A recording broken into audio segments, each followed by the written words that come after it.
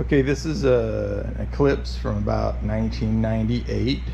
It's a 32 by 40, so it's 32 tall, 40 wide.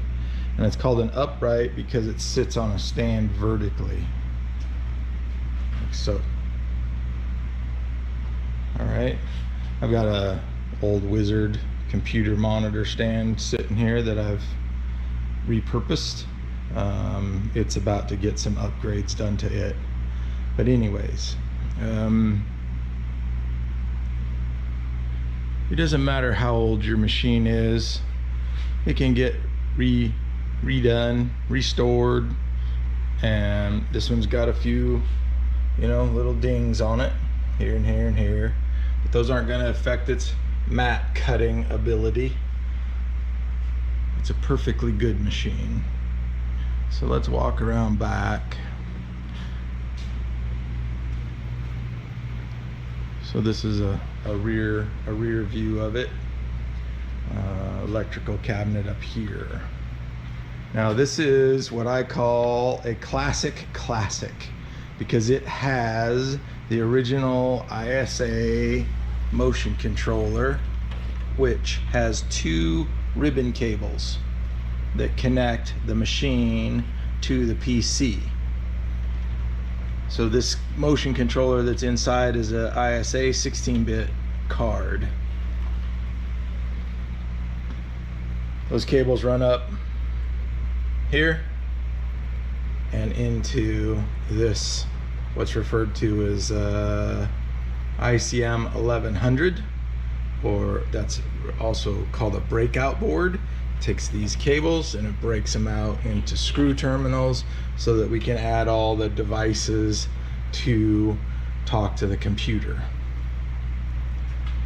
Okay, 5-volt power supply, 24-volt power supply, grounding blocks, contactor for switching power to the 48-volt power supply. So this runs on 120 volts, and this gets turned on by an output on the computer so that each one of the servo drives can get power. So this runs on 48 volts. This is just a section for connecting wires. You can see there's a couple of 5-volt blocks, there's some 0-volt blocks, home switches, a 24-volt DC distribution block, and 3 relays, one for the blade head, one for the amplifiers, and one for the brake. There are some connections back in here which are really hard to see, what are called bridge connections. They're blue and red, and they will connect like all the terminal blocks together on a certain level. Down here is 120 volt AC distribution.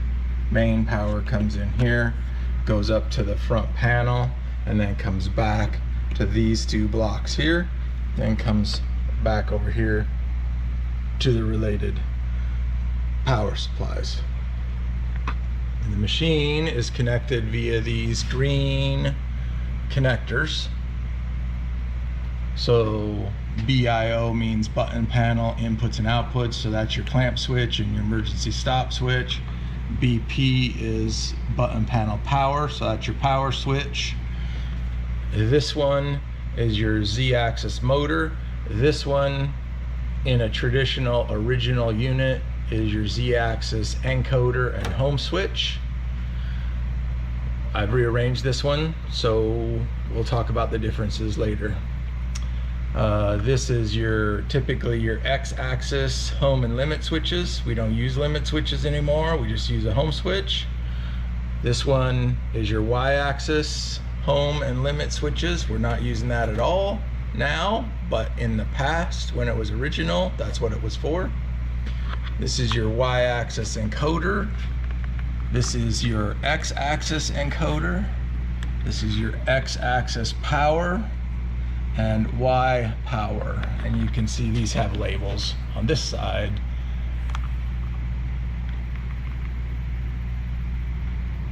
Okay, now I've rearranged this machine because I've simplified the wiring over the years, so we don't need these connectors, but just realize that that's what they're for. The valves are way back here. See if I can get a good picture. Way back there. Clamp valve over here. Head valve with the small hoses here. Okay. And then the clamps on the back side of the table. Clamp cylinders right there. Right there.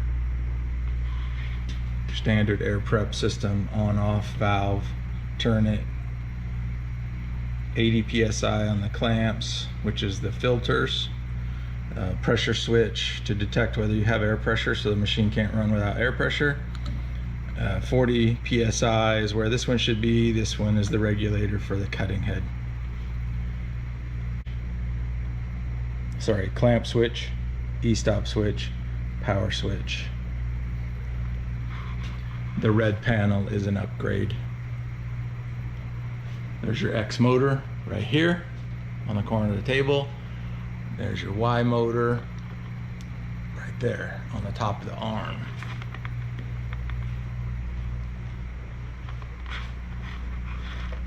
This device right here is the brake.